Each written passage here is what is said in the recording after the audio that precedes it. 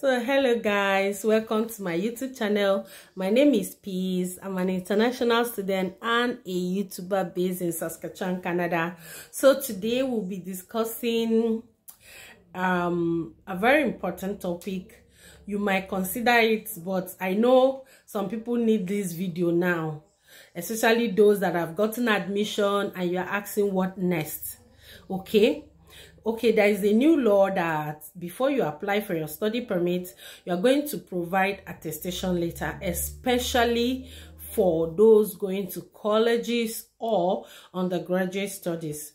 I made a video of those that don't need attestation. So if you know you need it, so this video today we are going to be discussing things you should do while waiting for your attestation letter.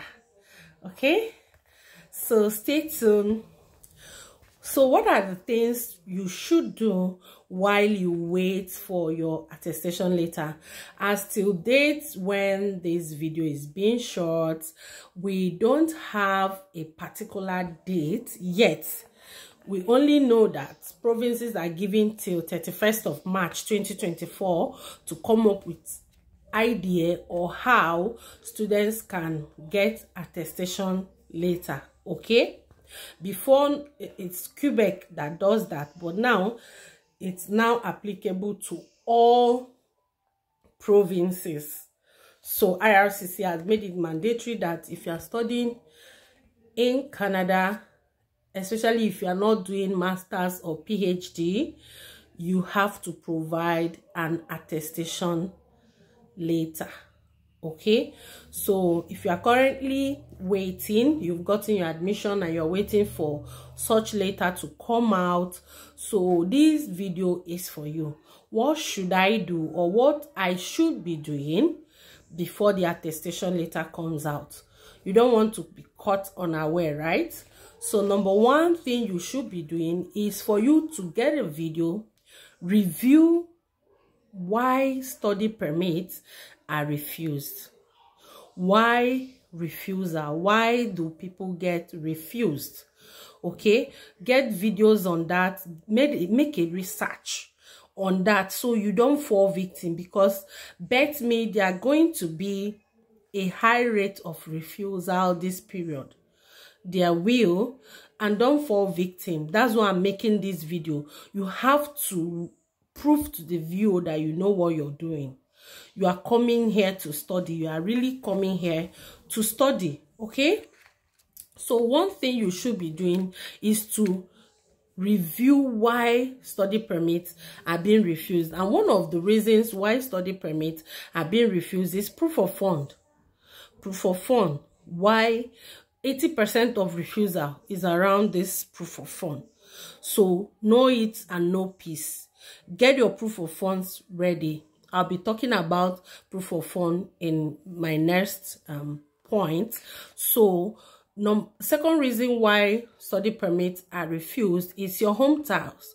When you don't have or state proper home tiles for your study permit, or in your letter of explanation, in your letter of explanation, you need, or SOP, you need to explain your study, your what is it called now, home tiles. At the later end of your letter of explanation, you said, okay, I will be coming back home to do so to, if you have so, you know, you need to state it. It helps the visa officer to have a clear explanation of when you are going home, or why you are going home, or what this course will do to you in your home country. You need to explain that properly to the viewer. Okay, then the second reason why study permits are being refused, if you don't, like your purpose of visit, if you don't state it clear. Is it that the visa officer don't know that you're coming to study? They know. You need to provide documents that proves that your admission letter, your tuition fee payment receipts, all these things are way to show your purpose of visit. Okay, so to me, this is what I feel mostly why people get refused. So you need to review your documents if they are in line with these reasons. Okay, then another thing you should be doing while you wait for the attestation is to review your proof of fund. Your proof of fund. I said that 85% of refusal is around this POF. So you need to gather your documents, your 1 year tuition, your 1 year living expenses, then living expenses of any accompanying family member. Okay, you need to provide 4 months to 1 year financial statement or bank statement. So if you are showing cash, it has to be 1 year. I say 1 year, 4 months to 1 year. Some people show 1 year, some 6 months, some 4 months, but at least that money needs to be in your account for 4 months. And believe me, if you have any lump sum in your account, in your proof of fund, please do well to explain it in your letter of explanation. Please, any lump sum that is within that 4 months to 1 year, that you know, because these people, they check line by line, they check for this additional, all this lump sum, and if you don't explain it very well, believe me, these people are going to bounce you. I don't want you to make some mistakes. That's why I'm taking my time to explain these things, okay? So please explain every lump sum in your bank statement. It will do you good. Honestly, it will do you good. Make sure you use your personal bank statements. Do you know why I say use your personal bank statement? Because if you use your business statements, there are a lot of things to go through.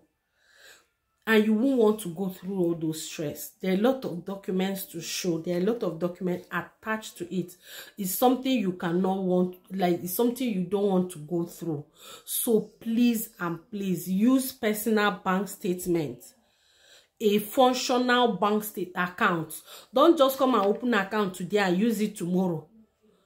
Please, functional. Functional, you know what I mean? Functional. There is in and out of money inside that personal statement. Like, I know somebody, what she has in her account is just 2 million. She submitted it because the account is a functional account. She submitted that bank statement like that with other ways she showed her proof of fund. Then her bank statement of 2 million, and she get approval. She's here in Canada. So you don't want to come and open an account today and use it tomorrow. Honestly, it will not do you good. It will not do you good, honestly. So another way, then gather all your ways you want to show, your documents you want to use for proof of fund. If you are working, if you are sponsoring yourself, you're working, please add your payment slip. Please add it. It will do you good. Get your reference letters. Get every document you need to show where money comes from and where money exits. It's important where money comes from your account. If it's your salary, state it in your letter of explanation. Okay, this is how much I earn. Show your payment slip. They will see the account. This is okay. If you are earning 1 million, they are seeing 1 million. This is what you earn every month, and they want to be seeing it every month, right? So please be well detailed. Be well detailed, especially when doing your letter of explanation. And that leads me to the next point. Please, you have to start writing your letter of explanation. That's number 3. Review your letter of explanation. Write it down. Start writing your SOP now. Don't wait till you receive attestation. Write it, review it. There are so many this thing you can find online, formats you can find online. Write it down. You can get a trusted friend to review it for you, intelligent one, so Don't come and do give to somebody that doesn't know anything to review SOP for you. If you need help or assistance on that, you can send me an email. We check my email. You will see it. You send me an email, so we'll work something out, okay? So please start writing and reviewing your SOP. Your letter of explanation is very important. In that letter of explanation, that's where you explain your proof of fund. That's where you explain what you are coming to Canada to do. That's where you explain how long your program, like how long you're going to stay in Canada. They are seeing it, but you need to explain it. Your source of income, then what you are doing before, and make sure what you are doing before is in line. Your experience now is in line with what you're coming to study or what you've studied before. In that way, you have to explain it in your letter of explanation. If you are coming with any additional family member, that's where you put the person's name. Okay? So please don't make so much mistakes to avoid refusal. You don't want to receive this letter. Or more, it's painful. When I receive it, I cried for 2 days. I was confused. I don't know what to do. I don't know what to tell. I was forming big girl outside, but when I lie down, I cry. I cry my eyes out. It's painful. I bet you. And the reason for the refusal is just a minor silly mistake. Just one minor mistake. And I was landed twice. You won't have that feeling, right? So please, I don't want you to have that feeling. That's why I'm telling you now to prepare well, because it's going to get tough. Study permit is going to get tough. Yeah. With all these measures here and there, especially international students, it's going to get tough. And I want you to have first-hand knowledge. You need to research. You need to read. You need to be sure of what you are doing. You need to convince the viewer that you know what you are doing. Okay? So the next point is for you to do research on or where you are going. The city you are going to. Honestly, when I was doing the research, I was actually thinking, because I applied MBCC. So they were delaying. I keep calling. When I have to start searching for another province. That was where I got to know about Saskatchewan. So when I applied for MBCC, I start checking the city. In fact, with Google Map, I know fruit markets. I was, one of my friends he would not give me, was calling me one name like in St. John. I told him I'm going to St. John. No, this is the place. This is the, like, I sit down to study the place very well. I know everything about New Brunswick. Then when I was not hearing from them, and now I got Saskatchewan, I started checking. I checked my school, my children's school. We use Google Map to view both inside the school, everywhere around. We read about the schools. You want to be prepared. You have to be prepared for what is to come. You don't just come and say, when I enter Canada. No, it's not like that. You need to be smart, extra smart. Get to know about the province you're going, their PR pathways. It's very important. It's from my research I find out that they have graduate retention. Like Saskatchewan is the only province that has graduate retention program. I was shocked when I saw it. Then, like other provinces, you have 1 year experience, but Saskatchewan is 6 months. It's from my research. I was so excited. I said, no, God, is this province? This is the province. No, New Brunswick, Baba, is this province? So you don't want to come here and get confused. You need to be prepared. Read about the province you're going, what is obtainable, what is the cost of living over there, people, check for Nigerian community. It's from here, from Nigeria, we checked the church we are going to. Any Nigerian church, we use map to check it, you know. So these are the things you need to look out for. So the last I'll be saying is for you to do a research on that program.